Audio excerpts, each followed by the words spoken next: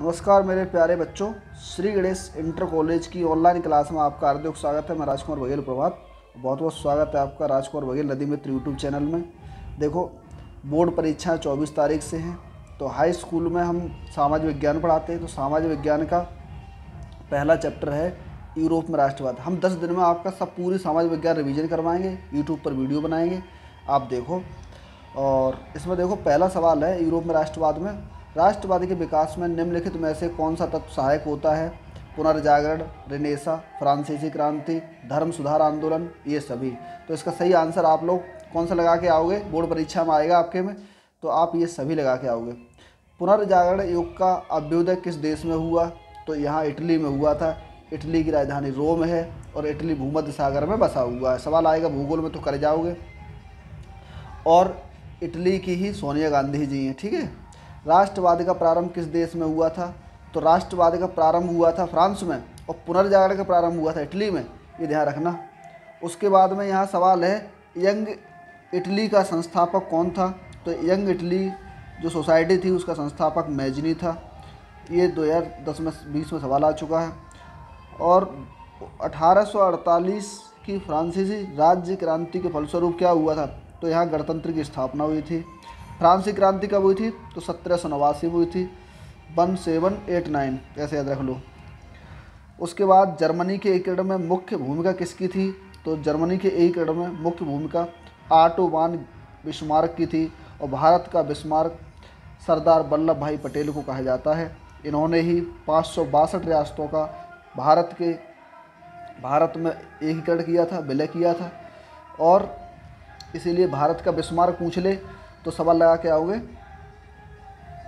क्या सवाल लगाना है आपको? आंसर हाँ बताओ। सरदार वल्लभ भाई पटेल। नेपोलियन का संबंध किस देश से था? तो नेपोलियन बोनापार्ट फ्रांस का था। 1815 में वाटरलू के युद्ध में इसकी हार हुई थी। इसके बाद फिर इटली का एकीकरण किसके नेतृत्व में हुआ? तो ज्यूसेppe गैरिबाल्डी के नेतृत्व में हुआ था।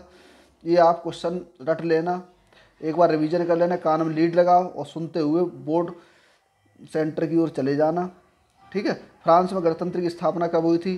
तो 1848 में हुई थी। फ्रेडरिक सॉरी कौन था? एक फ्रांसीसी कलाकार था। तो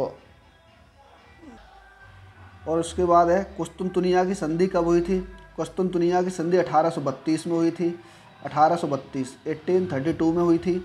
नेपोलियन की संहिता का निर्माण कब हुआ था? ये आज जो पेपर हुआ था आपका, उसमें सवाल आया था, नेपोलियन की संहिता का निर्माण कब हुआ? 1804 में हुआ था। फ्रांस की 1804 की नागरिक संहिता को प्राय क्या कहा जाता है? नेपोलियन की संहिता कहा जाता है। नेपोलियन बोनापार्ट फ्रांस का था और ये 1815 में वाटरलू के युद्ध में इसकी हार हो गई थी। 15वां प्रश्न है, जैकोबिन दल का संबंध किससे है? तो जैकोबिन दल का संबंध फ्रांस से है। अब यहाँ पूछ लेगा, बेल्जियम किस देश के अधीन था? तो बेल्जियम इटली के अधीन था उस समय में। जॉल वेराइन नामक शुल्क संघ की स्थापना कब हुई थी? 1834 में हुई थी।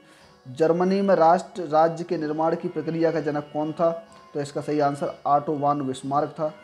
और बिस्मार्क जर्मनी के एकीकरण का जन्मदाता माना जाता है। जैसे भारत में अब यहाँ पर 19वां प्रश्न है, गैरिबाल्डी का संबंध किससे है, किस देश से है? इटली के एकीकरण से है। और आपको हमने बताया भूगोल में, इटली में यहाँ पर माउंट एटना और स्ट्राम्बोली और विसुवियस यहाँ पर ज्वालामुखी पर्वत हैं। और स्ट्राम्बोली को भूमध्य सागर का प्रकाश स्तंभ कहा जाता है। ये भूमध्य सागर का लाइट हाउस कहा जाता है इसको, ठीक है।